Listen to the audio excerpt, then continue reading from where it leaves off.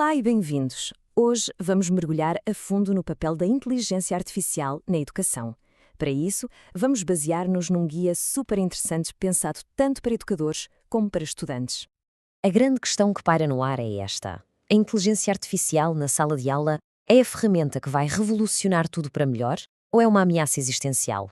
Pois bem, a nossa análise de hoje mergulha num guia que vai direto a este ponto para percebermos como é que a IA se está de facto a redesenhar as próprias bases do ensino. Ok, vamos lá ver o nosso percurso. Primeiro, as ferramentas práticas, tanto para professores como para alunos. Depois, vamos perceber o porquê de toda esta mudança.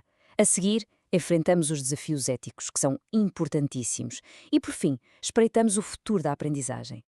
Vamos começar então pela perspectiva do professor. A IA, como assistente, um verdadeiro copiloto para o desenho de cursos. Vamos ver como isto funciona.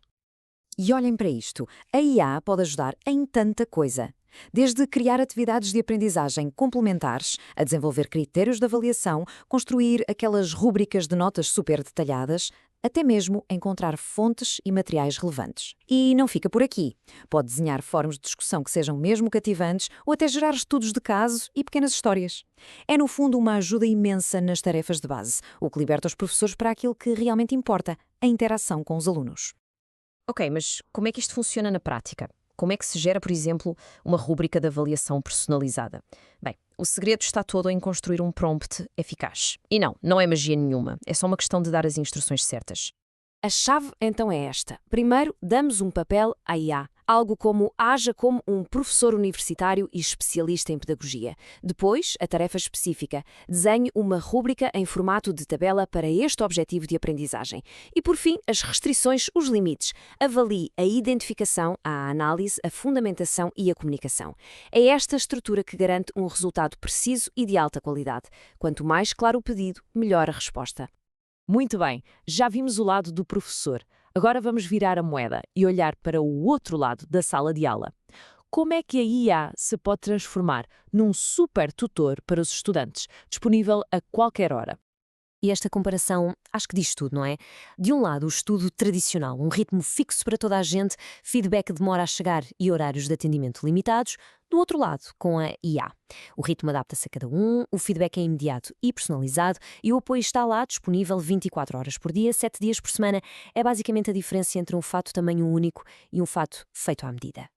Então, para os estudantes, a IA pode funcionar como um verdadeiro assistente especialista para explicar aqueles conceitos mais complicados, ou como um simulador de exames, para praticar com perguntas realistas. Pode ser também um parceiro de análise para ajudar na investigação, um planeador de estudo para organizar horários e até um monitor de progresso para identificar áreas a melhorar.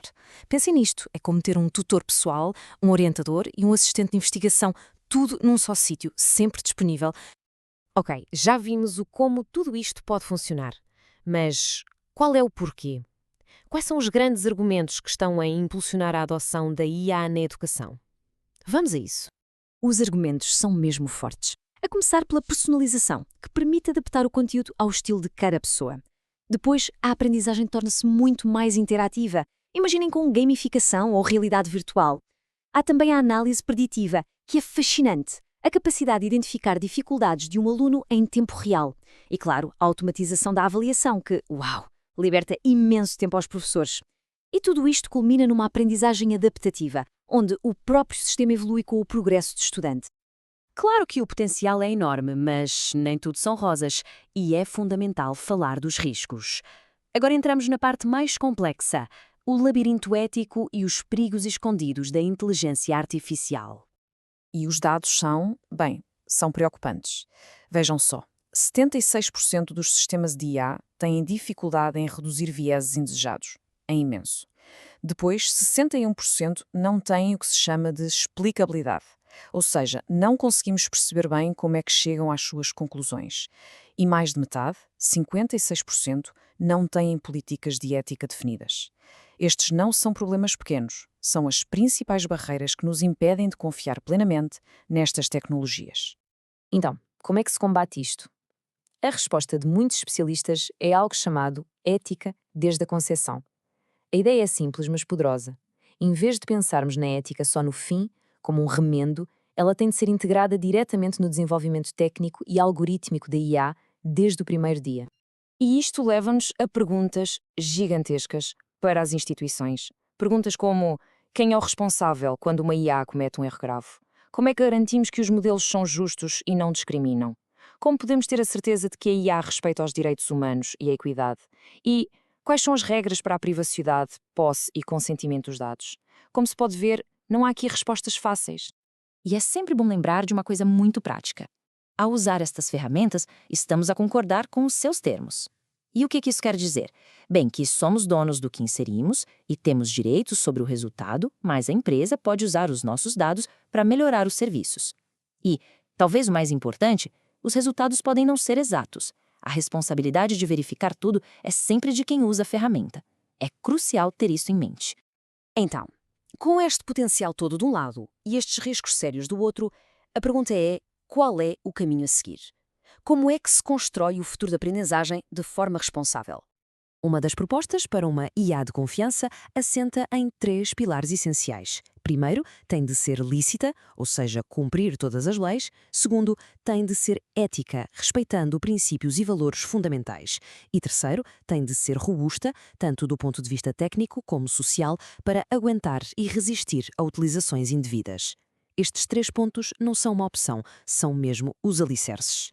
E a conclusão do material que analisamos é muito clara. É imperativo que as universidades desenvolvam políticas, manuais e incorporem estas tecnologias para o seu uso responsável e ético. Ou seja, a responsabilidade cai direitinha nas mãos das instituições. Têm de ser elas a liderar o caminho. Aquela atitude de esperar para ver o que acontece já não serve. E por que esta urgência? Porque sem políticas claras e bem definidas, os direitos de toda a gente, professores e alunos, ficam completamente vulneráveis. Estamos a falar de um cenário que muda a uma velocidade estonteante. A proteção e a equidade não podem ser deixadas ao acaso, têm de estar escritas preto no branco. O que nos leva à questão final. É uma questão crucial para toda a comunidade académica pensar. Se a vossa instituição de ensino criasse hoje uma política para a inteligência artificial, qual deveria ser a primeira e mais importante regra? Pensem bem, porque a resposta a esta pergunta pode muito bem definir o futuro da educação na próxima década.